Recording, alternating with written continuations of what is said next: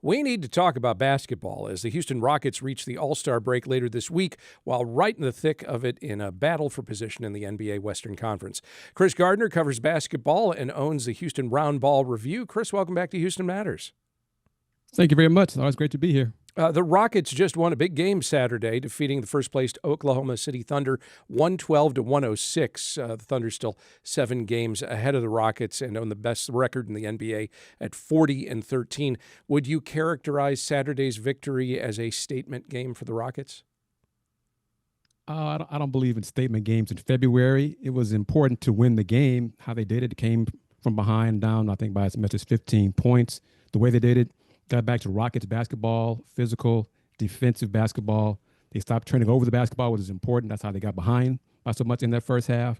And it was good to see Alperen Sengun back up his words that he said a previous game that he needs to play better, like an all-star. He had a triple-double, and in fact, he will be an injury replacement at the All-Star game this weekend. Were you surprised that he wasn't named to the All-Star team in the first place? Not really. I mean, there's so many talented players in the Western Conference, and it's tough to choose. But I'm not surprised he was named as the first replacement, especially now in this new format of basically international versus the United States. So he was next in line behind Canada's Shai Gilgeous-Alexander. And I guess that means, based off of that format, that he'll be opposing Kevin Durant in the game? Yes.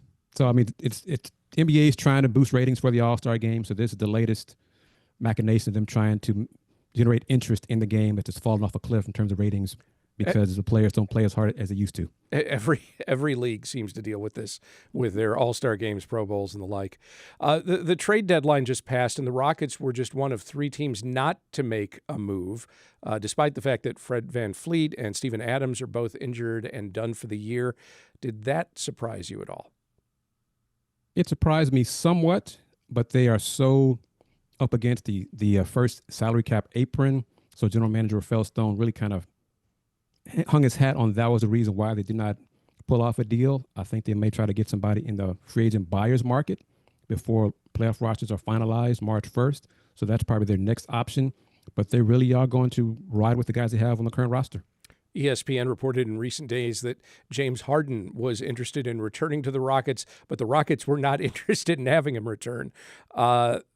Is that maybe to you a good sign that Rockets management, they have a concept, an approach, they've been pursuing it, they've maybe gotten over what past management regimes thought about chasing stars that don't really fit the team game they've been building?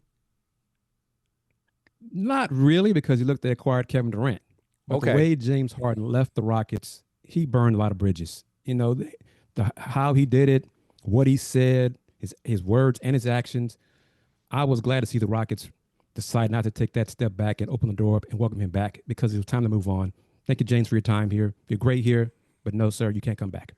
I have had the impression this year, I thought Durant has seemed to be more of a team player, certainly than what we saw from Harden on his way out the door. Am I getting a false impression or maybe rose-colored glasses about this year's team? No, I think Kevin Durant, Kevin Durant has never really been a vocal leader. He's more a leader by example. With the injuries to key people on the Rocket staff, you talked about Fred VanVleet and now Steven Adams, but earlier Dorian Finney-Smith. Durant has played more minutes than he and the Rocket staff probably expected thus far this season, but he's made the most of it, and they're still right in the thick of it for the Western Conference playoffs. The Rockets are now 32-19, 10-5 over the last month. That includes a couple of losses before Saturday's victory, so they were on a 9-3 run there prior to that. When they are on, what is it that the Rockets are doing so right? Rebounding, of course. Three-pointers, they're not a high-volume three-point shooting team, but they capitalize on the corner threes that they get. Tari Eason, second in the league in three-point shooting, which has surprised me. I keep waiting for him to regress to the mean. He hasn't yet, so kudos to his offseason work for doing that. But the Rockets have to play their style. That's physical, that's focused, that's aggressive. And when teams kind of match that physicality, the Rockets have to respond to it accordingly and not turn over so much as well. When they are off, what is it they're struggling with most? Is it turnovers? Turnovers. Yeah. Turnovers. Because Fred VanVleet was a veteran presence, the point guard, the leader on the floor. He helped calm things down, get the players in the right spots. His absence is missed in key situations, fourth quarter especially against certain opponents. And I think his absence, there's a chance he may try to return before the playoffs. I'm not really pushing that because I think you should just take the ACL injury and heal on its own time rather than a playoff push for it. But Amen Thompson and Reed Shepherd, growing pains, playing point guard, on the job training really for them. So they do have their bumps in, on the road. The Rockets have a couple more games before the All-Star break, but let's look ahead a little bit. What do you see as the key to success for the Rockets moving up in the Western Conference standings, and maybe even if they get on a bit of a run here, maybe potentially challenging the Thunder closer to the top of the standings? Reed Shepherd not turning it over so much. Reed Shepherd being a better defensive player one-on-one, not help side, but also Alperen Sengun being more engaged consistently on the defensive end.